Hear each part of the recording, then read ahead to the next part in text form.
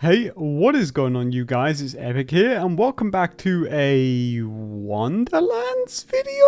Yes, surprisingly, we're here for a Wonderlands video today because a huge patch actually just dropped for the game, and I didn't see that one coming. I thought it was dead in the water, but hey man, here we are. There are some absolutely monumental changes, and as usual, no skipping a beat here. I'm here to give you only the good stuff that you need to know, and none of the stuff you don't. So, let's get right into it, I guess. There is a lot to mow through here, but I'm going to start with the biggest one. The Chaos Mode adjustments. Ladies and gentlemen, in the most unexpected thing, I'm just going to be real with you. I wouldn't have predicted this. If you had told me this was going to happen, I probably would have memed about it, but I didn't actually think it was going to happen.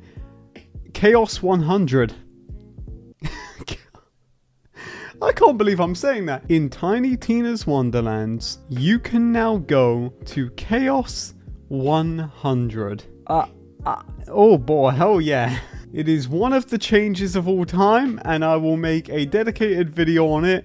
But let's keep trudging on. We got a lot to get through here. Additionally, this isn't the only change that has been made. Gearbox say that the Chaos catch-up would not always work as intended, and it seems that has now been fixed, so it will be interesting to see how Chaos progression now works. Furthermore, lower quality gear will now phase out as Fate Makers progress through higher levels of Chaos mode. I believe they're referring to stuff like Chaotic and Volatile. You'll probably see like none of that when you reach, I don't know, Chaos 90 or Chaos 250 in 2 months. I'm not sure. And additionally, here is actually a change that I can get behind. Gearbox say previously higher Chaos levels would be too difficult compared to expectations. The global modifiers for enemy damage and health has been decreased. A very, very nice change here. Of course, I'm saying this having not tried it. I am, of course, going to try it and then probably give my thoughts at a later date, but it sounds good on paper. Now let's talk about some other changes here. First of all, increase the total amount of loot and crystals Fate Makers can use at once to 2,000 from 500,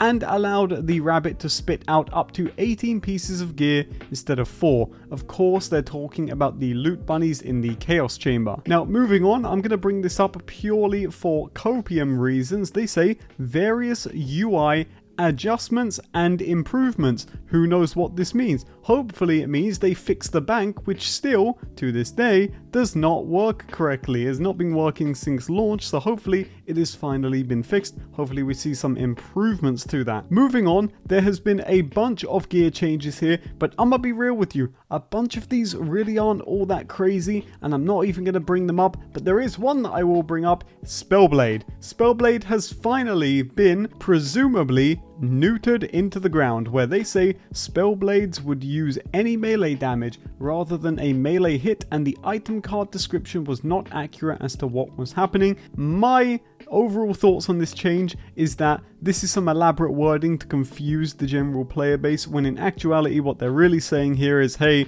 Spellblade is way too strong, so we're changing how that works now, and I think that's what's going to happen. It's no longer going to provide just flat increases to anything that is spell just by having it on. So yeah, that's what I think is going to happen here, but of course we will need to go in and test that out. There has also been some enemy changes made in the new patch. Let's start with Drill. In the second phase of Drill, where he does that stupid shield recharge attack and he just keeps recharging shield, making him basically invulnerable, they have now changed the amount of shield he recovers from 25% to 20%. Wastard's shield recovery rate from the Spectral Aegis, aka that invisible bird, has been changed from 150% shield regen to 100%. It also says that Wastard would ignore his timer to summon the Aegis if Fate Makers killed it before the cooldown succeeded, which let him continuously spawn adds. That seems to have been fixed. They've also reduced Wastard's Magic Storm attack damage by 25%.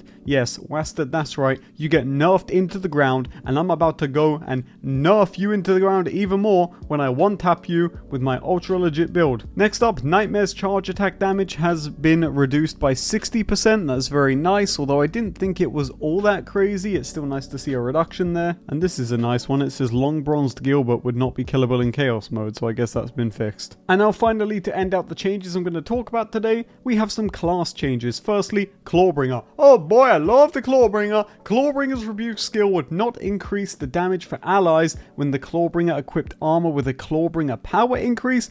I'm gonna be real, I don't really know what that means at all, and I'm a big Clawbringer gamer, and I don't even know what that means. If anyone knows what that means, please let me know in the comment section down below, because I'm gonna be real, boys, I genuinely have no idea. Next up, the Blightcaller's Bog Totem action skill would occasionally not activate after using it at the same time as a spell. It's been fixed. Blightcaller's Bog Totem would not be able to be placed in some areas of Mount Craw. That's been fixed. And finally, spell shots ambihextrous would not receive 2 stacks of spell weaving when casting 2 spells at the same time. That has presumably been fixed. But that does it for all of the changes I'm going to talk about. I will leave the link to the rest of them if you really want to go and check them out, but they're nothing too crazy, just a little forewarning there. Now, my overall thoughts on this patch, and I will do a dedicated video on the chaos stuff in particular, but my overall thoughts on this patch, just for you guys who want the little cupcake thoughts here, I think the adjustments to chaos mode are really, really, really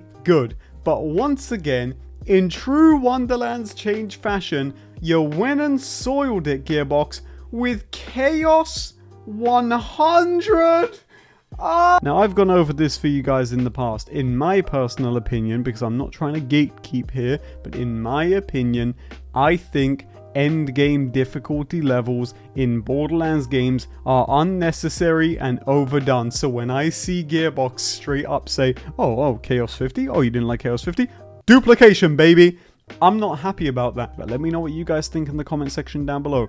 What do you think of Chaos 100? Is this good? Is this what Wonderlands needed? Will it come back to bite Gearbox? I want to know all of your thoughts in the comment section down below. Of course, keep it civil, don't gatekeep anyone, and make sure that all of your discussions are being level-headed and not toxic. But with that being said, that's going to do it for my video today. Guys, thank you so much for watching. I definitely was not expecting a Wonderlands video today, but hey, here we are.